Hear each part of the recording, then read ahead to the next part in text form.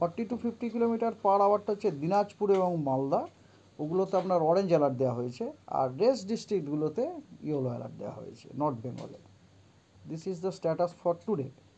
আগামীকাল 22শে মে কোনো orange alert নেই, কিন্তু দক্ষিণবঙ্গের সব জেলাতেই বজ্র বিদ্যুৎ সহ বৃষ্টি প্লাস ঝোড়ো হাওয়া 40 থেকে 50 কিলোমিটার/ঘন্টায় গতিবেগের সতর্কবার্তা দেওয়া হয়েছে। এবং নর্থ বেঙ্গলেও আপনার বজ্র বিদ্যুৎ সহ বৃষ্টি এবং বৃষ্টির সতর্কবার্তা দেওয়া হয়েছে। 23 তারিখে দক্ষিণবঙ্গেতে সব জেলাতে বজ্র বিদ্যুৎ সহ বৃষ্টির সম্ভাবনা দেওয়া হয়েছে, কিন্তু ঝোড়ো হওয়ার কোনো সতর্কবার্তা দেওয়া নেই। কিন্তু নর্থ বেঙ্গলে কোনো সতর্কবার্তা 23 তারিখে নেই। 24 তারিখে একই কন্ডিশন। গোটা দক্ষিণবঙ্গতে আপনার কি বলে বজ্র বিদ্যুৎ সহ বৃষ্টি এবং রেনের সম্ভাবনা আছে। কোনো ঝোড়ো হওয়ার কোনো সতর্কবার্তা নেই, কিন্তু নর্থ বেঙ্গলে কোনো সতর্কবার্তা নেই।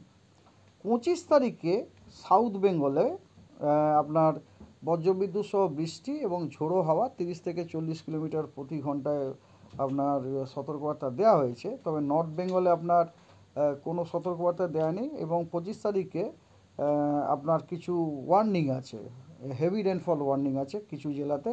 সেগুলি হলো ইস্ট মেদিনীপুর, সাউথ 24 পরগনা এবং নর্থ 24 পরগনা। এগুলোতে আপনার হেভি রেনের সতর্কবার্তা দেওয়া আছে। এবং ইস্ট মেদিনীপুরে কিন্তু আবার 40 থেকে 50 কিলোমিটার গতিবেগে ঝোড়ো হওয়াটা 40 থেকে 50 কিলোমিটার। এই গেল আপনার 5 দিনের সতর্কবার্তা।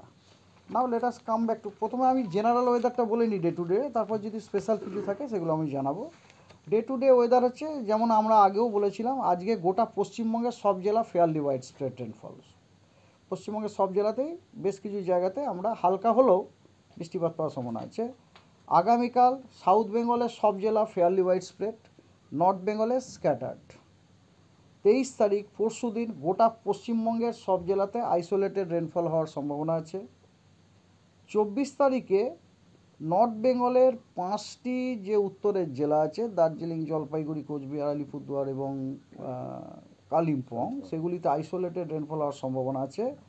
এবং দক্ষিণবঙ্গে কোস্টাল যে ডিস্ট্রিক্টগুলি আছে, মানে আপনার পূর্ব মেদিনীপুর এবং দক্ষিণ 24 পরগনা, উত্তর 24 পরগনা, তার সাথে সাথে হাওড়া, পশ্চিম মেদিনীপুর এবং হাওড়া, পশ্চিম মেদিনীপুর এবং কলকাতাতে স্ক্যাটার্ড রেনফল হওয়ার সম্ভাবনা আছে 24 তারিখে। ঠিক আছে। 25 তারিখে কিন্তু আবার গোটা দক্ষিণবঙ্গ আপনার ফেয়ারলি ওয়াইড স্প্রেড। তার মধ্যে কোস্টাল স্টেশনগুলো হচ্ছে ওয়াইড স্প্রেড, আর নর্থ বেঙ্গল আইসোলেটেড অথবা স্ক্যাটার্ড। এটা